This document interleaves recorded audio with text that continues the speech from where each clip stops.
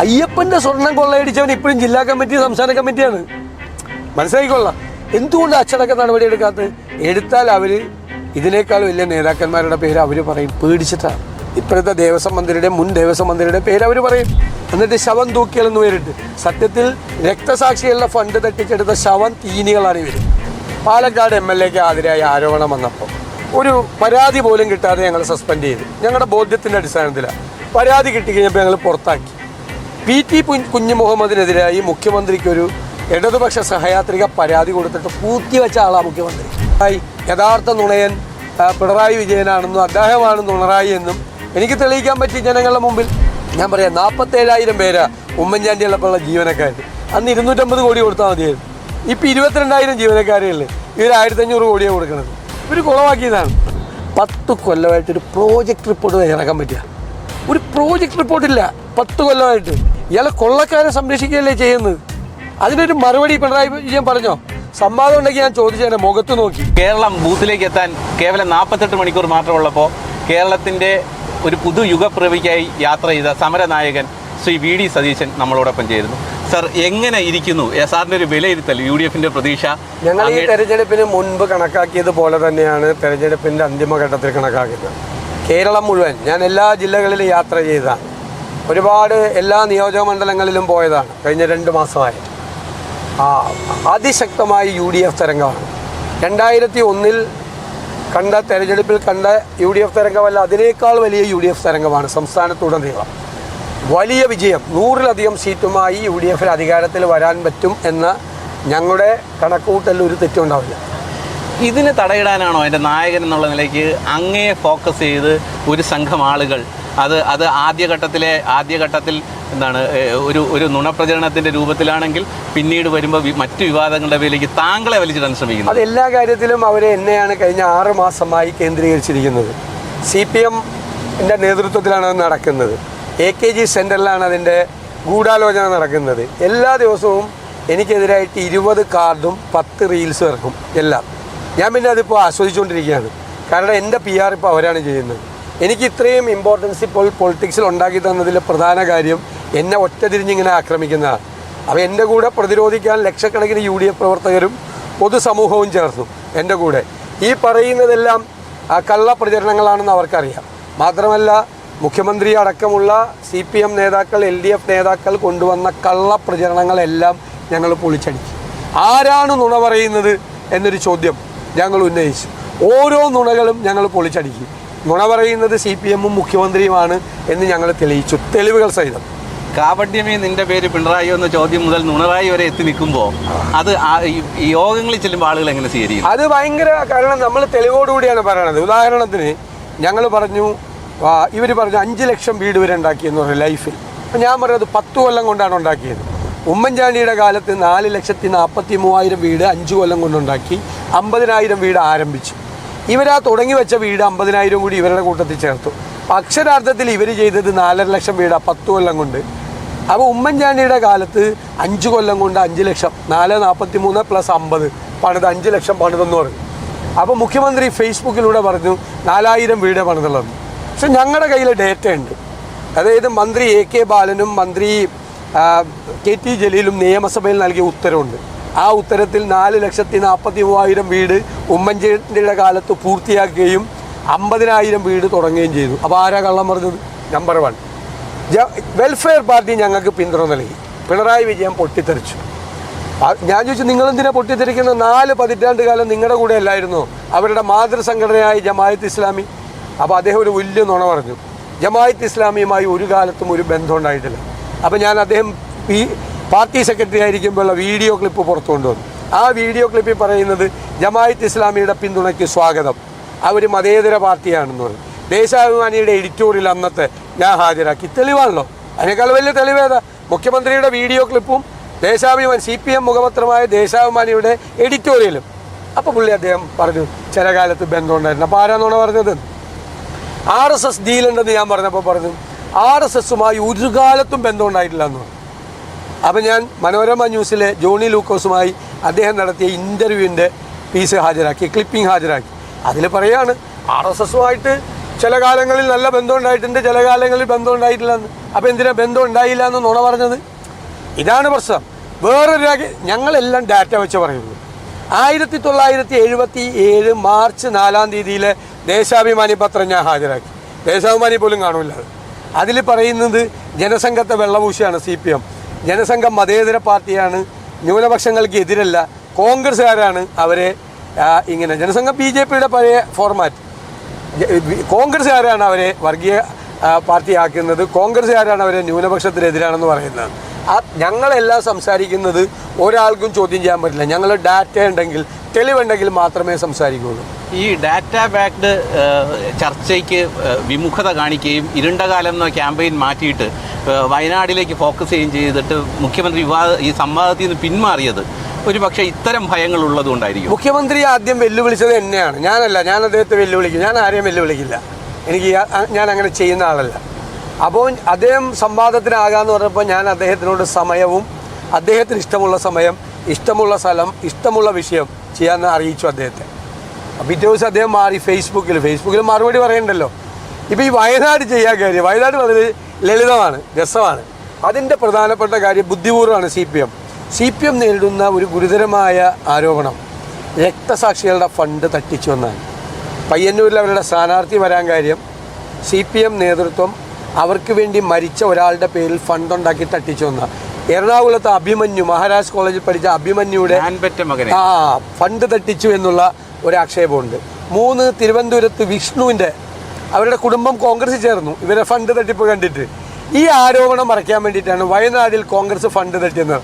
സത്യത്തിൽ എന്താ, വയനാട് 1 കൊല്ലം എടുത്തു ഗവൺമെൻറ് സ്ഥലം ഏറ്റെടുക്കാൻ. എന്നെയും പ്രതിപക്ഷ ഉപനേതാവ് കുഞ്ഞാലി സാഹിബിനെ മുഖ്യമന്ത്രി വിളിക്കും. അപ്പോൾ ഞങ്ങൾ പറഞ്ഞു ഞങ്ങൾക്ക് പ്രത്യേക സ്ഥലം വേണം, ലീഗിനും കോൺഗ്രസിനും, ഞങ്ങൾ 100 വീട് വെച്ച് പണിത് തരാം എന്ന് പറഞ്ഞു. അപ്പോൾ പറഞ്ഞ് ഇങ്ങനെ ഉഴപ്പി നിന്ന് അവസാനം ഇപ്പോൾ ഈ ലീഗിന് മനസ്സിലായി തരില്ല എന്ന്. ലീഗ് പോയി വേറെ സ്ഥലം മേടിച്ചു. ഞങ്ങൾ അവസാനം വരെ കാത്തിരുന്നു. കിട്ടില്ല എന്ന് കണ്ടപ്പോൾ ഗവൺമെൻറ് 1 കൊല്ലം എടുത്ത സ്ഥലം ഞങ്ങൾ 4 മാസം കൊണ്ട് മേടിച്ചു. ഞങ്ങൾ മേടിച്ച് അവിടെ നിർമ്മാണ പ്രവർത്തനം തുടങ്ങാനുള്ള ഇത് കൊടുത്തു. അപ്പോൾ പറഞ്ഞ് ഞങ്ങൾ ഫണ്ട് ചെയ്തില്ല എന്ന് പറഞ്ഞു. ഇവർ 1 കൊല്ലം 4 മാസം എടുത്ത് ഈ 3 വാർഡിലുള്ള ആകെ ദുരന്തം. അവിടെ ഒരു 174 വീട് പണിയാൻ ഇവർ ഇത്ര എടുത്തു. ഞങ്ങൾക്കിപ്പോൾ 4 മാസം ആയിട്ടുള്ളൂ. അതാണ്. അപ്പോൾ പറഞ്ഞു ഫണ്ട് എൻ്റെയും KPCC പ്രസിഡൻറ്റിൻ്റെയും പേരിലാണ്. ആദ്യം സുധാകരേട്ടൻ്റെ പേരിലായിരുന്നു. ഞങ്ങളപ്പോൾ അതിൻ്റെ ഒരു ആപ്പ് വഴിയാണ് ധനലക്ഷ്മി ബാങ്കിൽ വന്നു. അതിൻ്റെ അക്കൗണ്ട്സിൽ ആ അക്കൗണ്ട് ഷീറ്റും കൊടുത്തു. അപ്പോൾ എത്ര പൈസ വന്നിട്ടുണ്ട്, എത്ര പൈസ വിഡ്രോവൽ വന്നിട്ടുണ്ട് എല്ലാവർക്കും അറിയാം. ഇനി വീട് വയ്ക്കാനുള്ള പൈസ AICCയും KPCCയും കൊടുക്കുമെന്ന് പറഞ്ഞ്. അപ്പോൾ അതിനൊരു ഇവരാണ്. എന്നിട്ട് ശവം തൂക്കിയാലെന്ന് പേരിട്ട്. സത്യത്തിൽ രക്തസാക്ഷികളുടെ ഫണ്ട് തട്ടിച്ചെടുത്ത ശവം തീനികളാണ് ഇവർ. അത് വെളിവായി. എന്നിട്ട് ഇവർ പോയി ഈ അഭിമന്യുവിനെ കൊന്നപ്പോൾ തമിഴ്നാട്ടുകാരിയായ അമ്മ വന്ന് ഒരു കരച്ചിൽ കരഞ്ഞു. നമ്മുടെയൊക്കെ ചങ്ക് പൊട്ടിപ്പോയി. ഞാൻ പറ്റ മകനെ, എൻ്റെ റാസാവേ എന്ന് പറഞ്ഞിട്ട്. സത്യം പറഞ്ഞാൽ നമുക്ക് ഓർക്കാൻ പറ്റില്ല ഇപ്പോഴും. എന്നിട്ട് ഇവരെന്ത് ചെയ്ത് ആ അഭിമന്യുവിനെ കൊന്ന SDP ആയിട്ട് ഇപ്പോൾ കൂട്ടുകൂടിയേക്കാണ്. ഞാൻ പറഞ്ഞു പിണറായി വിജയൻ പോയി ആ അമ്മയുടെ കാല് പിടിക്കണമെന്ന് പറഞ്ഞു അല്ലേ. അദ്ദേഹം പറഞ്ഞു 4 വോട്ടിന് വേണ്ടി ഒരു രാഷ്ട്രീയ ചരിത്രം കാണിക്കില്ലെന്ന്. ഇപ്പോൾ RSS ആയിട്ട് ബന്ധമായി, PDP പിന്തുണ പ്രഖ്യാപിച്ചു, SDP ആയിട്ട് ബന്ധം. SDP-യുടെ പിന്തുണ കൊടുത്തിട്ട് പിണറായി വിജയൻ അത് വേണ്ടാന്ന് പറഞ്ഞു. ഞങ്ങൾ പറഞ്ഞു ഇല്ലേ, ഞങ്ങൾ പറഞ്ഞു പാർലമെൻറ്റ് തിരഞ്ഞെടുപ്പിൽ കന്നപ്പോൾ ഞങ്ങൾ പത്രസമ്മേളനം നടത്തി പറഞ്ഞു ആ പിന്തുണ വേണ്ടാന്ന്. അതിനുള്ള ധൈര്യം കാണിച്ച മുന്നണിയാണ് UDF-ൻ്റെ മുന്നണി.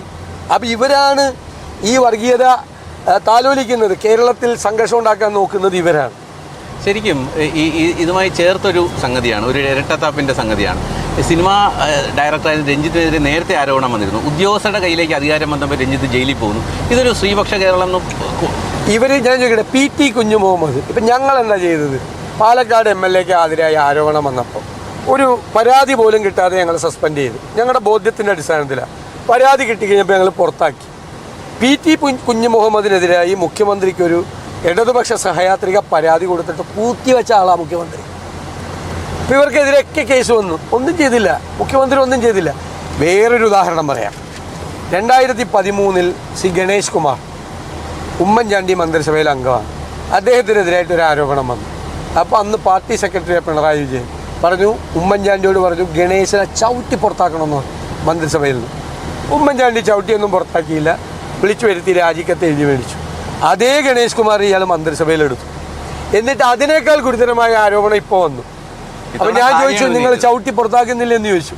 അപ്പോൾ അത് കുടുംബ പ്രശ്നമൊന്നും. ഇതാണ് ഇരട്ടത്താപ്പ് എന്ന് പറയുന്നത്. ഇരട്ടത്താപ്പാണത്. കൃത്യമായ ഇരട്ടത്താപ്പാണ് മുഖ്യമന്ത്രി പിണറായി വിജയൻ. ശരിക്കും പ്രതിപക്ഷത്തിൻ്റെ ആക്രമണങ്ങൾ അല്ലെങ്കിൽ എസ്പെഷ്യലി താങ്കളുടെ ഡാറ്റ വെച്ചുള്ള ഇതിനെ മറയ്ക്കുന്നതിനൊക്കെയാണോ പുതിയ ഓരോ ദിവസവും? അല്ല, അതിനാണ്. അതായത് നിങ്ങൾക്ക് എല്ലാവർക്കും അറിയാം, എല്ലാ മാധ്യമപ്രവർത്തകർക്കും എല്ലാ പൊതുസമൂഹത്തിനും അറിയാം, ഞാൻ ഹോംവർക്ക് ചെയ്തിട്ടേ പറയുള്ളൂ, ഗ്രഹപാഠം ചെയ്തിട്ടേ പറയുള്ളൂ. ഒരു നിയമസഭാ സാമാജികൻ എന്നുള്ള നിലയിൽ എനിക്കുള്ള ഏക പേരതാണ്. ജോലി ചെയ്ത് ഞാൻ രാത്രി ഉളച്ചിരുന്നിട്ട് ചിലപ്പോൾ 15 മിനിറ്റ് പ്രസംഗമായിരിക്കും, ചിലപ്പോൾ 2-3 മണിക്കൂർ ഉറങ്ങാതിരുന്നിട്ട് തയ്യാറാക്കിയിട്ട് പ്രസംഗിക്കുകയുള്ളൂ. കാരണം നമുക്ക് അറിയാൻ പാടില്ലാത്ത കാര്യം നമ്മൾ അറിയാൻ പാടില്ല എന്ന് പറയാം. ഇപ്പം ഞാൻ ഒരു അഭിഭാഷകനാണ്, ഹൈക്കോടതി പ്രാക്ടീസ്. ഒരു നിയമപ്രശ്നം വന്നാൽ പോലും എനിക്കറിയാം എന്ന് വിചാരിച്ചല്ല ഞാൻ ചെയ്യുന്നത്. ഞാൻ ചിലപ്പോൾ ആ വിഷയത്തിലൊരു സീനിയർ ലോയറെ ഹൈക്കോടതിയിൽ നിന്ന് വിളിക്കും, അദ്ദേഹത്തിൻ്റെ അഭിപ്രായം കൊടുത്തത്, അങ്ങനെ തയ്യാറായിട്ടാണ് സംസാരിക്കാൻ. ആ ഒരു ഇമേജ് തകർക്കുന്നതിന് വേണ്ടിയിട്ടാണ് ഞാൻ നുണയനാണ് എന്നുള്ള പ്രചരണം നടത്തിയത്. യഥാർത്ഥത്തിൽ അതെനിക്ക് നന്നായി. യഥാർത്ഥ നുണയൻ പിണറായി വിജയനാണെന്നും അദ്ദേഹമാണ് നുണറായി എന്നും എനിക്ക് തെളിയിക്കാൻ പറ്റി ജനങ്ങളുടെ മുമ്പിൽ. ഈ ലോട്ടറി വിഷയത്തിലും ഈ പരിസ്ഥിതി വിഷയത്തിലും ഇതിനേക്കാൾ വലിയ വിവാദങ്ങൾ ഏറ്റെടുത്ത ആളാണ്. തീർച്ചയായും. അത്തരം ഡാറ്റ വെച്ച് ചർച്ച ചെയ്യുമ്പോൾ കേരളത്തിൻ്റെ സാമ്പത്തിക സ്ഥിതി അനുകൂലമാണ് ഇന്ദിരാ ഗ്യാരണ്ടിക്ക്? അല്ല, അത് ഞാൻ പറയാം. അത് നല്ല ഒരു ഉഗ്രൻ ചോദ്യമാണ്. കേരളത്തിൻ്റെ സാമ്പത്തിക സ്ഥിതി വളരെ മോശമാണ്. പക്ഷെ ഞങ്ങൾക്കൊരു കോൺഫിഡൻസ് ഉണ്ട്. ഞാൻ പറഞ്ഞല്ലോ, ഞങ്ങൾ ഇപ്രാവശ്യം 2 കൊല്ലമായി നല്ല ജോലി ചെയ്തുകൊണ്ടിരിക്കുക. ഇവരെവിടെയെല്ലാം പരാജയപ്പെട്ടോ അവിടെയെല്ലാം നമുക്ക് മാറ്റം ഉണ്ടാക്കണം. സമ്പദ് വ്യവസ്ഥ തളർന്നിരിക്കുക. അപ്പോൾ ഞങ്ങളൊരു പ്രോജക്റ്റ് തയ്യാറാക്കിയിട്ടുണ്ട്. എന്താണ്? നല്ല ഫിനാൻസ് മാനേജ്മെൻറ്റ്, നല്ല ആസൂത്രിതമായ ടാക്സ് അഡ്മിനിസ്ട്രേഷൻ. ഞാൻ വിശദീകരിക്കാം. 3 ഖജനാവിൻ്റെ ചോർച്ച തടയാൻ കാർക്കശ്യം നിറഞ്ഞ നടപടികൾ. 4 ഇക്കോണമിയെ, സമ്പദ് വ്യവസ്ഥയെ ഉത്തേജിപ്പിക്കുക. ഉദാഹരണം ഞാൻ പറഞ്ഞുതരാം. GST വന്നു. GST എന്ന് വെച്ചാൽ കൺസ്യൂമർ പോയിന്റിലാണ് ടാക്സ്. കേരളം ഇന്ത്യയിലെ ഏറ്റവും വലിയ കൺസ്യൂമർ സംസ്ഥാനമാണ്, സ്റ്റേറ്റാണ്. സത്യത്തിൽ GST കൊണ്ടുള്ള ഏറ്റവും വലിയ ഗുണം കിട്ടേണ്ടത് ഒരു 30% മീതെ നികുതി വർധനവ് ഉണ്ടാകേണ്ട സംസ്ഥാനമായിരുന്നു കേരളം. പക്ഷെ ഇവരൊന്നും ചെയ്തില്ല. നികുതി സംവിധാനം ഇവർ വാറ്റിൻ്റെ അതേ സ്ഥിതിയിലാണ് ഇട്ടിരിക്കുന്നത്. ഇവർ മാറ്റുന്നില്ല. ഞാൻ 5 വർഷമായി ഡിമാൻഡ് ചെയ്തുകൊണ്ടിരിക്കുക. അപ്പം ഞങ്ങൾക്ക് ഉറപ്പുണ്ട്, 1 കൊല്ലത്തിനകം ഞങ്ങൾ GSTയിലെ നികുതി അഡ്മിനിസ്ട്രേഷൻ മാറ്റം വരുത്തിയ IGST അടക്കം ഒരു വലിയ തുക, വൻ തുക ഞങ്ങൾക്ക് നികുതി വർധനവായിട്ട് ഉണ്ടാക്കാൻ പറ്റും. സമ്പദ് വ്യവസ്ഥയെ മെച്ചപ്പെടുത്താൻ പറ്റും. പിന്നെ ഈ പ്രോജക്റ്റുകളെല്ലാം ഞങ്ങൾ പരിശോധിച്ചു.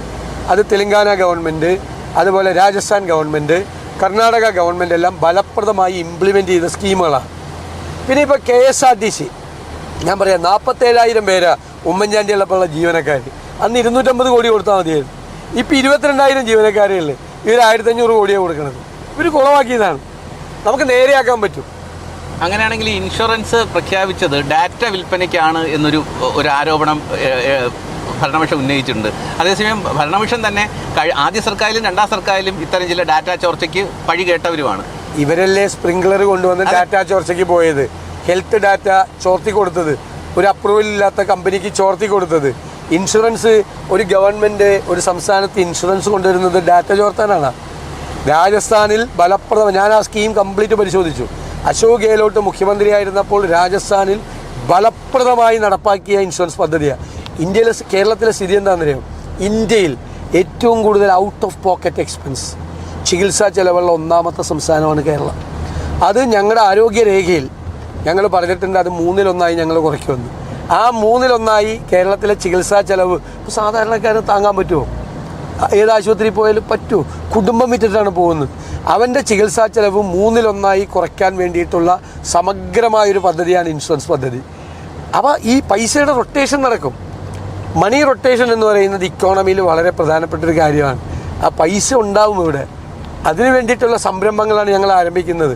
ഞങ്ങൾ 10,000 സംരംഭങ്ങൾ തുടങ്ങാനുള്ള സ്കീം തയ്യാറാക്കിയിട്ടുണ്ട്. കേരളത്തെ പോർട്ട് സിറ്റിയാക്കാൻ വേണ്ടിയിട്ടുള്ള കോസ്റ്റൽ ഷിപ്പിംഗ് ഞങ്ങൾ തയ്യാറാക്കിയിട്ടുണ്ട്. പ്രോജക്റ്റ് ഇൻ്റർനാഷണൽ എയർപോർട്ടുകളെ സംയോജിപ്പിച്ചുകൊണ്ട് 27 വ്യോമയാന പദ്ധതികൾ, ഏവിയേഷൻ പ്രോജക്റ്റുകൾ ഞങ്ങൾ തയ്യാറാക്കിയിട്ടുണ്ട്. ഞങ്ങൾ കേരളത്തിലെ ഇക്കോണമിയെ ഉത്തേജിപ്പിച്ച് ഇന്ത്യയിലെ 1ാമത്തെ സംസ്ഥാനമാക്കി മാറ്റും. അതിൻ്റെ കോൺഫിഡൻസ് ഉണ്ട്. ഞങ്ങൾ 2 വർഷമായി എക്സ്പേർട്ടുകളെ വെച്ചുകൊണ്ടാണ് ചെയ്യുന്നത്.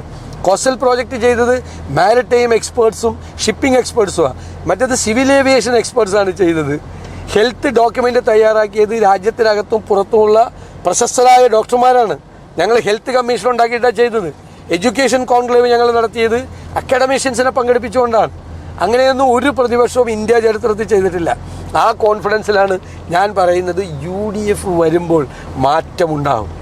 അങ്ങ് ഇത് പറയുമ്പോൾ തന്നെ എയർപോർട്ട് അങ്ങേ പറഞ്ഞു, ഇപ്പോൾ കണ്ണൂർ എയർപോർട്ടായിരുന്നാലും തിരുവനന്തപുരത്തെ വിഴിഞ്ഞം പോർട്ടായിരുന്നാലും മെട്രോ ആയിരുന്നാലും ഒന്നാം ഘട്ടം കൊണ്ടുവന്ന UDF ആണ്. പക്ഷേ UDF ഇപ്പം അത് പറയുന്നതിൽ നിന്ന് അല്ലെങ്കിൽ ആ വികസന ഞങ്ങൾ ആ വികസന കാര്യങ്ങൾ പറഞ്ഞപ്പോൾ ഞാൻ വെല്ലുവിളിച്ചു മുഖ്യമന്ത്രിയോട്. അപ്പം മുഖ്യമന്ത്രി എന്താണ് 10 കൊല്ലം ചെയ്തതെന്ന് ചോദിച്ചു. എടാ, മുഖ്യമന്ത്രിയുടെ ആദ്യത്തെ ക്ലെയിം വിഴിഞ്ഞം പോർട്ടാണ്. വിഴിഞ്ഞം പോർട്ട് ഉമ്മൻചാണ്ടി കൊണ്ടുവന്നതാണ്. എല്ലാ ക്ലിയറൻസും മേടിച്ച് എഗ്രിമെൻ്റ് വെച്ച് ഫൗണ്ടേഷൻ ഇട്ട് കൗണ്ട് ഡൗൺ തുടങ്ങി പണി തുടങ്ങിയതാണ്. അപ്പോൾ പിണറായി വിജയൻ പാർട്ടി സെക്രട്ടറിയാണ്. അദ്ദേഹം പറഞ്ഞത് ഇത് 6000 കോടി രൂപയുടെ റിയൽ എസ്റ്റേറ്റ് പദ്ധതിയാണ്, തട്ടിപ്പാണ്. ദേശാഭിമാനി ഇതിൽ ലീഡ് ന്യൂസ് കടൽ കൊള്ളയെന്നാണ്. അപ്പോൾ ഇവർ കടൽ കൊള്ളയെന്നും 6000 കോടിയുടെ തട്ടിപ്പെന്നും വിശേഷിപ്പിച്ച പദ്ധതി അതിനെയൊക്കെ എതിർത്താണ് ഉമ്മൻചാണ്ടി നടപ്പാക്കിയത്. ഇവ നടപ്പാക്കി കഴിഞ്ഞപ്പോൾ അത് ചെയ്തത് ഞാനാണെന്ന് 8 കാലി മമ്മൂഞ്ഞനെ പോലെ പറയുകയാണ് ഈ മുഖ്യമന്ത്രി. രണ്ടാമത് എന്താ പദ്ധതി എന്ന് വെച്ചാൽ നിങ്ങൾ കൊണ്ടുവന്നു. അപ്പോൾ ഗെയിൽ പൈപ്പ് ലൈൻ പൂർത്തിയാക്കിയെന്ന് പറഞ്ഞു. ഞങ്ങളുടെ കാലത്ത് GAIL pipeline gas line ഇടാൻ പോയപ്പോൾ എറണാകുളത്തൊരു സമരം നടന്നു. സമരത്തിൽ വന്ന് CPM നേതാവ് പ്രസംഗിച്ചു, ഇത് ഭൂമിക്കടിയിൽ ഒളിപ്പിച്ചു വെച്ച ബോംബാണ്, ഗ്യാസ് പൊട്ടിത്തെറിക്കും, നടപ്പാക്കരുതെന്ന് പറഞ്ഞു. അങ്ങനെ പ്രസംഗിച്ച നേതാവ് P. രാജീവ് ഇപ്പോൾ ഇവിടെ ഈ സംസ്ഥാന മന്ത്രിസഭയിലെ അംഗമാണ്, വ്യവസായ മന്ത്രിയാണ്. ഞങ്ങൾ നെടുമ്പാശ്ശേരി എയർപോർട്ട് കൊണ്ടുവന്നപ്പോൾ ഞങ്ങളുടെ നെഞ്ചത്തൂടി ഇറക്കാൻ പറ്റുള്ളൂ എന്ന് പറഞ്ഞ ജനപ്രതിനിധി CPM പിന്നെ മന്ത്രിയായി. ഇപ്പോൾ ഒരു ഉദാഹരണം പറയാം. ഞങ്ങൾ കൊച്ചി മെട്രോ കൊണ്ടുവന്നു. ഇപ്പോൾ ഇവർ 2016 മാനിഫെസ്റ്റോയിൽ പറഞ്ഞു, ഞങ്ങൾ വന്നാൽ ഞങ്ങൾ തിരുവനന്തപുരത്തും കോഴിക്കോടും ലൈറ്റ് മെട്രോ തുടങ്ങുമെന്ന് പറഞ്ഞു. 10 കൊല്ലമായിട്ടൊരു പ്രോജക്റ്റ് റിപ്പോർട്ട് തയ്യാറാക്കാൻ പറ്റുക. ഒരു പ്രോജക്റ്റ് റിപ്പോർട്ടില്ല. 10 കൊല്ലമായിട്ട് ഒന്നും ചെയ്തിട്ടില്ല ഇവർ. എടുത്തു പറയാൻ ഹൈവേ നടപ്പാക്കി. ഹൈവേ എന്തുകൊണ്ടാണ്? UPA ഗവൺമെൻറ് മറ്റേ ലാൻഡ് അക്വിസിഷൻ ആക്ടിൽ ഭേദഗതി വരുത്തി. ഇപ്പം ഞാൻ ആദ്യം MLA ആകുമ്പോൾ 23,000 രൂപ ഒരു സെൻറ്റ് സ്ഥലം കിട്ടിയത്. ഇപ്പോൾ കൊടുത്തത് 10 ലക്ഷം രൂപയാണ്. അപ്പോഴാണ് ആളുകൾ തയ്യാറായത് സ്ഥലം കൊടുക്കാൻ. അത് കൊണ്ടുവരാനുള്ള കാര്യം കേന്ദ്ര ഗവൺമെൻറ്റിൻ്റെ പദ്ധതിയാണ്. ഇവർ റീലിട്ടുകൊണ്ട് കിടന്ന് ഹൈവേ കൊണ്ടുവന്ന് ഞങ്ങളാണെന്ന്. 150 സ്ഥലത്ത് ഹൈവേ ഇടിഞ്ഞു വീണ്. അപ്പോൾ ഇവരെന്താ പറയുന്നത്, ഞങ്ങളുടെ അല്ല കേന്ദ്രത്തിൻ്റെ ആണെന്ന്. ആ മുതൽ ഇക്ഷ വരെയുള്ളത് കേന്ദ്രത്തിൻ്റെ കേന്ദ്രത്തിൻ്റെ ആണെന്ന് പറഞ്ഞു. എന്നിട്ട് ഈ VK ഇബ്രാഹിം കുഞ്ഞിൻ്റെ കാലത്ത് ഒരു പാലം, തകരാത്ത പാലത്തിന് തകർന്നു എന്ന് പറഞ്ഞ് വ്യാപകമായി പ്രചരണം നടത്തി അദ്ദേഹം ജയിലിലാക്കാൻ നോക്കി, ഇല്ലേ? ഇപ്പം 150 സ്ഥലത്ത് പാലം തകർന്നു വീണ്. കേന്ദ്ര സർക്കാരിനെതിരായി ഒരു പരാതിയില്ല. നിതിൻ ഗഡ്കരിയെ കാണാൻ മുഖ്യമന്ത്രി പോയപ്പോൾ ഞാൻ വിചാരിച്ചു പരാതി കൊടുക്കാൻ പോയാൽ സമ്മാനമാണ്, ആമാടപ്പെട്ടിയാണ് കൊടുത്തത്. ഇതാണ് ഇവരുടെ ഇരട്ടത്താപ്പ്. അവർക്ക് ഡൽഹിയെ പേടിയാണ്. മറ്റൊരു ആരോപണം വരുന്ന UDF വന്നാൽ ന്യൂനപക്ഷം മെജോറിറ്റി കാണിക്കും, വിശിഷ്യ ലീഗിനെ പറഞ്ഞുകൊണ്ട് മലബാറിലും മറ്റു പ്രദേശങ്ങളിലും നടക്കുന്നുണ്ട്. അതിനെ എങ്ങനെ കാണുന്നു? ഇത് വർഗീയതയാണ്. CPM സംഘപരിവാറിൻ്റെ അതേ പാതയിലാണ് സഞ്ചരിക്കുന്നത്. ഇവർ ഞങ്ങൾ 2 പ്രാവശ്യം തുടർച്ചയായിട്ട് തോറ്റ് വീക്കായല്ലോ UDF. അപ്പോൾ ഇവർ ലീഗിൻ്റെ പുറകെ നടന്നു. ലീഗ് മതേതര പാർട്ടിയാണെന്ന് പറഞ്ഞു. ലീഗ് അവരുടെ കൂടെ ചേരണമെന്ന് പറഞ്ഞു. പാണക്കാട് തങ്ങൾ ഒരു ദിവസം പറഞ്ഞു, UDFൽ നിൽക്കാൻ 1000 കാരണങ്ങൾ, LDFൽ പോകാൻ ഒരു കാരണമില്ലെന്ന് സ്റ്റോപ്പായി. പിറ്റേ ദിവസം മുതൽ ലീഗ് വീണ്ടും വർഗീയ പാർട്ടിയായി. ഇപ്പോൾ ഇവർ 5 സീറ്റ് 10 സീറ്റ് ചോദിച്ച് ലീഗ് സമ്മർദ്ദം ചെലുത്തുന്നു. ലീഗ് ഒരു സീറ്റും കൂടുതൽ ചോദിച്ചില്ലല്ലോ. കേരളത്തിൻ്റെ ചരിത്രത്തിലാദ്യമായി UDFലെ സീറ്റ് വിഭജനം 140 സീറ്റ് വിഭജനം നടന്നിട്ട് ഒരു അവസരം ഉണ്ടായോ? ആർക്കാ സീറ്റ് കൂടുതൽ കിട്ടിയതെല്ലാം കഴിഞ്ഞപ്പോൾ? കോൺഗ്രസിനാണ് കൂടുതൽ സീറ്റ് കിട്ടിയത്. 92 സീറ്റ് ഉണ്ടായിരുന്ന കോൺഗ്രസ് ഇപ്പോൾ മത്സരിക്കുന്ന 95 സീറ്റിലാണ്, അല്ലേ? ലീഗ് ഒരു സീറ്റ് കൂടുതൽ ചോദിച്ചില്ലല്ലോ. അവർ ഞങ്ങളുടെ സഹയാത്രികരാണ് എല്ലാ കാലത്തും. അത് വർഗീയത ഉണ്ടാക്കാൻ വേണ്ടിയിട്ടും ഈ മുസ്ലിം ക്രിസ്ത്യൻ സംഘർഷം ഉണ്ടാക്കാൻ വേണ്ടിയിട്ട് സംഘപരിവാർ പറയുന്ന അതേ വാചകം ഇവർ പറയുകയാണ്. ഇപ്പോൾ സംഘപരിവാർ അത് പറഞ്ഞ് ഈസ്റ്ററിനും ക്രിസ്മസിനും പോയി അരവനയിലും കയറി ക്രിസ്ത്യാനികൾക്ക് എന്താണ് കേക്ക് കൊണ്ടേ കൊടുത്ത് ഇപ്പോൾ മതിയായില്ല. FCRI അക്കൗണ്ട് കൊണ്ടുവന്ന് ക്രിസ്ത്യാനികളുടെ പ്രോപ്പർട്ടി മുഴുവൻ പിടിച്ചെടുക്കാൻ വേണ്ടി നടക്കും. അവർ തിരിച്ചറിഞ്ഞു ആട്ടിൻ തോലിട്ട ചെന്നായികളാണ് സംഘപരിവാറുകാരെന്ന് അവർ തിരിച്ചറിഞ്ഞു. അവരുടെ കൂടെയാണ് ഇവർ ഈ കാര്യത്തിൽ, ഈ കേരളത്തിൽ ഇങ്ങനെ സംഘർഷം ഉണ്ടാക്കാൻ. നിങ്ങൾ നോക്കും, മുനമ്പം വിഷയത്തിൽ തീർക്കാനല്ല ഗവൺമെൻറ് ശ്രമിച്ചത്, മുസ്ലിം ക്രിസ്ത്യൻ തർക്കമായിട്ട് നിർത്താനാണ് സംഘപരിവാർ ശ്രമിച്ചത്. അതേ പാതയിലായിരുന്നു സ്റ്റേറ്റ് ഗവൺമെൻറ്. ഇതിനൊരു ബദലെന്നുള്ള നിലയ്ക്കാണ് അയ്യപ്പ സംഗമം കൊണ്ടുവരുന്നു, അത്തരം ചില ഭൂരിപക്ഷ സംഗതികളുണ്ട്. പക്ഷെ അത് തിരിച്ചടിച്ചല്ലോ. ഇപ്പം ശബരിമലയിലെ അയ്യപ്പൻ്റെ സ്വർണം കവർന്നതിന് 3 CPM നേതാക്കന്മാർ ജയിലിൽ പോയി. സ്വർണം മാത്രമാണ് കവർന്നത്. അവിടുത്തെ ദ്വാരപാലക ശില്പം കൊണ്ടുപോയി ഒരു കോടീശ്വരന് വിറ്റ് കോടികൾ മേടിച്ചു എന്നാണ് കോടതി പറഞ്ഞത്. എന്നിട്ട് അതിൻ്റെ എത്ര വലിയ കള്ളന്മാർ അതിൻ്റെ ഒരു ബ്രാസിൽ ചെമ്പിൽ അതിൻ്റെ ഒരു ഫേക്ക് മോൾഡ് ഉണ്ടാക്കി അവിടെ കൊണ്ടുവന്ന് വെച്ചു. അത്രയും വലിയ കള്ളത്തരം കാണിച്ചു. ഈ ജയിലിലായ ഏതെങ്കിലും CPM നേതാവിനെതിരായി ഒരു അച്ചടക്ക നടപടിയെടുത്തോ CPM? എന്തുകൊണ്ടാണ് എടുക്കാത്തത്? അയ്യപ്പൻ്റെ സ്വർണം കൊള്ളയടിച്ചവൻ ഇപ്പോഴും ജില്ലാ കമ്മിറ്റി സംസ്ഥാന കമ്മിറ്റിയാണ്. മനസ്സിലാക്കിക്കൊള്ളാം. എന്തുകൊണ്ട് അച്ചടക്ക നടപടി എടുക്കാത്തത്? എടുത്താൽ അവർ ഇതിനേക്കാൾ വലിയ നേതാക്കന്മാരുടെ പേര് അവർ പറയും, പേടിച്ചിട്ടാണ്. ഇപ്പോഴത്തെ ദേവസ്വം മന്ത്രിയുടെ മുൻ ദേവസ്വം മന്ത്രിയുടെ പേര് അവർ പറയും. അപ്പം നിങ്ങളൊന്ന് ആലോചിക്കുക, കേരളത്തിൽ നടന്ന എല്ലാവരെയും ഞെട്ടിച്ച ഏറ്റവും വലിയ കൊള്ളയാണ് അയ്യപ്പൻ്റെ സ്വർണം കൊള്ള ചെയ്ത്. അത് ചെയ്ത് ജയിലിൽ പോയവർക്കെതിരെ പാർട്ടിയിൽ നടപടിയിൽ ഏതെങ്കിലും പാർട്ടി അങ്ങനെ ചെയ്യുമോ? അവർക്ക് പ്രൊട്ടക്ഷൻ കൊടുക്കുകയല്ലേ പിണറായി വിജയൻ ചെയ്യണത്? ഇയാളെ കൊള്ളക്കാരെ സംരക്ഷിക്കുകയല്ലേ ചെയ്യുന്നത്? അതിനൊരു മറുപടി പിണറായി വിജയൻ പറഞ്ഞോ? സംവാദം ഉണ്ടെങ്കിൽ ഞാൻ ചോദിച്ചതിനെ മുഖത്ത് നോക്കി. അല്ല, ഇതിനോട് ചേർത്ത് പറയേണ്ട ഒരു ചോദ്യം, MA ബേബി പറഞ്ഞു സോണിയാഗാന്ധിക്ക് ഈ കാര്യത്തിൽ പങ്കില്ലാന്ന്. പക്ഷെ അത് കേരളത്തിലെ CPM വിശിഷ്യ പിണറായി വിജയൻ അത് അംഗീകരിക്കുന്നില്ലല്ലോ. ഇല്ല, MA ബേബിക്കൊക്കെ പാവത്തിന് എന്ത് കാര്യം? ഇപ്പോൾ പാർട്ടി കോൺഗ്രസ്സിൽ പ്രമേയത്തിൽ എഴുതി വെച്ചിട്ടുണ്ട് SDPI തീവ്രവാദിയാണെന്ന്. പിണറായി വിജയൻ കേട്ടോ? കേട്ടില്ലല്ലോ. ബേബിക്ക് അത് എടുത്ത് അയച്ചു കൊടുക്കാൻ പറ്റുമോ? പിണറായി വിജയൻ്റെ അടുത്തേക്ക് വല്ലതും ചെയ്യാൻ പറ്റുമോ? എന്തിനാ സോണിയാഗാന്ധിയെ പറഞ്ഞത്? പിണറായി വിജയൻ്റെ ഫോട്ടോ ഉണ്ടല്ലോ. ഞങ്ങൾ ആരെങ്കിലും പിണറായി വിജയൻ്റെ കൂടെ ഉണ്ണികൃഷ്ണൻ പോറ്റിയിരിക്കുന്നുണ്ട്, അപ്പോൾ പിണറായിയാണ് കട്ടതെന്ന് ഞങ്ങൾ പറഞ്ഞോ? ആദ്യം വന്ന പടം അതാ. ഈ ഒരുപാട് പേര് ഇപ്പം നമ്മളെ കാണാൻ ഒരുപാട് പേര് ഇപ്പം എൻ്റെ കൂടെ എത്ര പേര് ഫോട്ടോ എടുത്തിട്ടുണ്ട്? ഇവരിൽ ആരെങ്കിലും നാളെ ഏതെങ്കിലും കള്ളക്കേസിലോ സ്വർണ്ണക്കേസിലോ ഏതെങ്കിലും കേസിൽ, ക്രിമിനൽ കേസിലോ പോക്സോ കേസിലോ പ്രതിയാൻ ഞാൻ എന്ത് ചെയ്യാൻ പറ്റും? നമ്മളെ വന്ന് കാണുന്നവർ. അതുകൊണ്ടാണ് ഞാൻ മുഖ്യമന്ത്രിയുടെ കൂടെ ഫോട്ടോ നിന്നപ്പോൾ പ്രതിപക്ഷ നേതാവെന്ന നിലയിൽ ഞാൻ പറഞ്ഞു, ഞാൻ അദ്ദേഹത്തെ കുറ്റപ്പെടുന്നില്ല. അയാളന്ന് കള്ളനാണെന്ന് ആർക്കും അറിയില്ല. ഒരാൾ കള്ളനാണെന്ന് അറിഞ്ഞിട്ട് നമ്മുടെ കൂടെ വന്ന് പടം എടുത്ത് നമ്മൾ അറിഞ്ഞിട്ട് എടുക്കുകയാണെങ്കിൽ ശ്രദ്ധിക്കണം, അല്ലേ?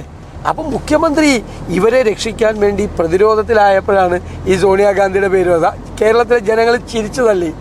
ബേബി പറഞ്ഞല്ലോ, സത്യം പറഞ്ഞല്ലോ. ഈ ഫോട്ടോയുമായി ബന്ധപ്പെട്ട് അങ്ങയുടെ മണ്ഡലത്തിലൊരു പരിപാടിയിൽ അങ്ങ് ഒരു വിളക്ക് കത്തിക്കുന്നതായി ഫോട്ടോ വെച്ചിട്ട് CPM പക്ഷേ ഇപ്പോഴും ക്യാമ്പയിൻ നടത്തിക്കൊണ്ടിരിക്കുക. അതൊക്കെ നടത്തുമല്ലോ, അവരും നടത്തും. അതിനകത്ത് കുനിഞ്ഞു നിന്നു. അത് വിളക്ക് നമ്മൾ ചെറുതാകുമ്പോൾ വിളക്ക് കുനിഞ്ഞല്ലേ കൊളുത്താൻ പറ്റുള്ളൂ. നമ്മളെക്കാൾ പൊക്കമുള്ള കൊളുത്താണെങ്കിൽ നമുക്ക് കൊളുത്താൻ പറ്റില്ല. രസം എന്ന് പറഞ്ഞാൽ അതൊരു സംവാദമാണ്. ഞാനങ്ങനെ രണ്ടാമത് MLA അതിന് മുഖ്യമന്ത്രി ഒരു പച്ചക്കള്ളം പറഞ്ഞു. 2006 തെരഞ്ഞെടുപ്പിന് മുമ്പ് ഫെബ്രുവരിയിലാണ് ഞാൻ ആ പരിപാടിക്ക് പോയെന്ന് പറഞ്ഞു. കാരണം തെരഞ്ഞെടുപ്പിൽ എനിക്ക് അവരുടെ വോട്ട് കിട്ടാൻ വേണ്ടിയിട്ട്. ഈ പരിപാടി 2006 ഡിസംബർ 31, അപ്പോൾ ഞാൻ രണ്ടാമത് MLA ആയി. അത് തന്നെ നോണ. ഇതെന്താണെന്ന് വെച്ചാൽ അന്നത്തെ കാലത്ത് സംവാദം, അതായത് മുന്നണി രാഷ്ട്രീയവും മതാധിഷ്ഠിത മതരാഷ്ട്രവും എന്നുള്ള സബ്ജക്റ്റ്. അപ്പം അന്നൊക്കെ CPM വിളിച്ചാലും പോവും, BJP വിളിച്ചാലും പോവും, ആര് വിളിച്ചാലും അങ്ങോട്ടും ഇങ്ങോട്ടൊക്കെ പോകുന്നൊരു കാലം ഉണ്ടായിരുന്നു, അറിയില്ലേ? ഇപ്പോൾ KV തോമസ് മാഷിനെ കോൺഗ്രസ് നേതാവായിരിക്കുമ്പോൾ CPM സംസ്ഥാന സമ്മേളനത്തിൽ വിളിച്ചില്ലേ? രമേശ് ചെന്നിത്തല CPM സംസ്ഥാന സമ്മേളനത്തിൽ പോയി പ്രസംഗിച്ചിട്ടുണ്ട്, ഇത് സെമിനാറിൽ. അപ്പോൾ അന്ന് എല്ലാവരും വിളിക്കുക. അപ്പോൾ എൻ്റെ നാട്ടിൽ ഇങ്ങനൊരു വിഷയം വന്നു, എന്നോട് വരണമെന്ന് പറഞ്ഞു. ഞാൻ അവിടെ ചെന്ന് കോൺഗ്രസ്സിന് പറയാനുള്ള അഭിപ്രായം പറഞ്ഞു, മുന്നണി രാഷ്ട്രീയത്തെക്കുറിച്ചും മതരാഷ്ട്രവാദത്തെക്കുറിച്ചും. അപ്പോൾ ഞാൻ MLA ആണ്, ഞാനാണ് അവിടെ വന്നേക്കണ സീനിയർ. വിളക്കൊളുത്തണമെന്ന് വിളക്കൊളുത്തിയുണ്ട്. എത്ര ഇത് ഞാൻ RSS ആയ. അപ്പം ഞാൻ അവിടുത്തെ EMS സാംസ്കാരിക വേദിയുടെ പരിപാടിയിൽ പറവൂർ പങ്കെടുത്തിട്ട് ഞാൻ കമ്മ്യൂണിസ്റ്റായ, ഞാൻ CPM ആയ. ഇതൊക്കെ വെറുതെ പറയാൻ. ഞാൻ ചോദിക്കട്ടെ, പിണറായി വിജയൻ RSSൻ്റെ പിന്തുണയോടുകൂടി ജയിച്ച് നിയമസഭയിൽ വന്ന MLA അല്ലേ? മുഖ്യമന്ത്രി ആയതിനു ശേഷം 1ാം നമ്പർ കാർ ഉപേക്ഷിച്ച് വേറൊരു കാറിൽ കയറി മസ്കറ്റ് ഹോട്ടലിൽ വന്ന് ശ്രീ M-ൻ്റെ സാന്നിധ്യത്തിൽ RSS നേതാക്കന്മാരുമായി അടച്ചിട്ട മുറിയിൽ ചർച്ച ചെയ്തതല്ലേ? ഞാൻ മുഖത്ത് നോക്കി ചോദിച്ചല്ലോ അസംബ്ലിയിൽ, താഴേക്ക് നോക്കിയിരുന്നു, മിണ്ടാട്ടം ഉണ്ടായിരുന്നില്ല. ഞാനിനി നമ്മുടെ അടുത്ത് എല്ലാ രേഖയുണ്ട്. 1977 മാർച്ച് 4-ാം തീയതി അന്നത്തെ ദേശാഭിമാനി പോലും കാണൂല. അന്നത്തെ ദേശാഭിമാനി എൻ്റെ ഉണ്ട്. എന്താ ജനസംഘത്തിന് വെള്ളപൂശിക്കൊണ്ടുള്ള ആർട്ടിക്കിൾ. ജനസംഘം മതേതരവാദികളാണ്, ജനസംഘം വർഗീയ കക്ഷികളല്ല എന്ന് പറയുന്ന ലേഖനം എഴുതിയൊക്കെയാണ്. ജനസംഘത്തിനെ വൈറ്റ് വാഷ് ചെയ്തിരിക്കുകയാണ്. അന്നാണ് പിണറായി വിജയൻ ജയിച്ചു വന്ന്. ഇവരുടെ ചരിത്രം എന്താണ്? കുഴി തോണ്ടി എടുത്താൽ ഞങ്ങൾ കംപ്ലീറ്റ് കുഴി തോണ്ടും. കാരണം ഞങ്ങൾ ഇതൊക്കെ ഗവേഷണം ചെയ്യുന്ന ആളാണ്, ഞങ്ങളിൽ ഇതെല്ലാം ഉണ്ട്. പക്ഷെ ഇത്തരം ഒരു ചിത്രത്തിൽ നിന്ന് നേരെ കണക്ട് ചെയ്യുന്ന ഒരു BJP ഡീലിലേക്കാണ് പ്രതിപക്ഷ നേതാവിനെ. അത് അറിയാലേ, പ്രതിപക്ഷ നേതാവ് അത് ഞാൻ ഡീലുണ്ടെന്ന് പറഞ്ഞതിന് മറുപടിയാണ്. പ്രതിരോധത്തിലായിപ്പോയി. ഞാൻ പറയാൻ കാര്യം എന്താ, പാലക്കാട് ഞങ്ങൾ 18,000 വോട്ടിന് ജയിച്ച സീറ്റ് അല്ലേ? 2ാം സ്ഥാനത്ത് വന്നത് BJP, പരിതാപകരമായ 3ാം സ്ഥാനത്ത് CPM. ഇപ്പോൾ അവിടെ ഒരു സ്ഥാനാർത്ഥിയെ നിർത്തി. എന്തിനാ? UDFൻ്റെ വോട്ട് സ്പ്ലിറ്റ് ചെയ്ത് BJP ജയിപ്പിക്കാൻ. BJP പകരം ചെയ്തു കൊടുത്തത് എന്താ? BJP സംസ്ഥാന പ്രസിഡന്റ് സുരേന്ദ്രൻ കഴിഞ്ഞ പ്രാവശ്യം മത്സര സീറ്റാണ് കോന്നി, A ക്ലാസ് സീറ്റല്ലേ? 32,000 വോട്ട് പിടിച്ച അത് അവർ BDJS കൊടുത്തു. റാന്നി ശബരിമല ഇരിക്കുന്ന സ്ഥലം അത് 2020 കൊടുത്തു. 2020 പത്തനംതിട്ടയിലുണ്ടോ? 2020 സ്ഥാനാർത്ഥി പറയുകയാണ് ശബരിമല കവർച്ച കേസിൽ ഗവൺമെന്റിനെ കുറ്റപ്പെടുത്തില്ലെന്ന്. ഏറ്റുമാനൂർ പോലും കൊടുത്തു. ഏറ്റുമാനൂർ കൊടുത്തു. തൃപ്പൂണിത്തുറ അവിടെ 25,000 വോട്ട് കഴിഞ്ഞ പ്രാവശ്യം പിടിച്ചാണ്. തൃപ്പൂണിത്തുറയിൽ ചരിത്രത്തിലാദ്യമായി മുനിസിപ്പാലിറ്റി പിടിച്ചു BJP. എന്നിട്ട് BJP അവിടെ ഇല്ലാത്ത 2020 സീറ്റ് കൊടുത്തു CPM-നെ സഹായിക്കാൻ. അപ്പോൾ ഇതല്ലേ അത് പറഞ്ഞപ്പോഴാണ് എനിക്ക് ഡീലുണ്ടെങ്കിൽ ഞാൻ ഇത് പറയുമോ? ഞങ്ങൾ BJP ആയിട്ട് ഫൈറ്റ് ചെയ്തിട്ടല്ലേ ഞങ്ങൾ പാലക്കാട് ജയിച്ചത്. ഞങ്ങൾ ഫൈറ്റ് ചെയ്ത് ജയിച്ചതല്ലേ BJP ആയിട്ട്. പിന്നെ BJP കോൺഗ്രസ് മുക്ത ഭാരതത്തിൽ നിൽക്കുകയാണ്. ഒരു സംസ്ഥാനത്ത് പോലും കോൺഗ്രസ് അധികാരത്തിൽ വരരുത്. അതിനാണ് അവരിപ്പോൾ ഇവിടെ CPM-നെ സഹായിക്കണത്. പക്ഷേ ഇവരുടെ ഈ കച്ചവടം പൊളിഞ്ഞു പോയി. ഞാൻ ഈ ഡീല് വിവാദം ഉണ്ടാക്കിയപ്പോൾ ഈ BJP-യുടെയും CPM-ൻ്റെ അണികൾ നേതാക്കൾക്കെതിരായ അതിശക്തമായ പ്രതിഷേധവും. മുകളിലാണ് ഡീല്, താഴെയല്ല.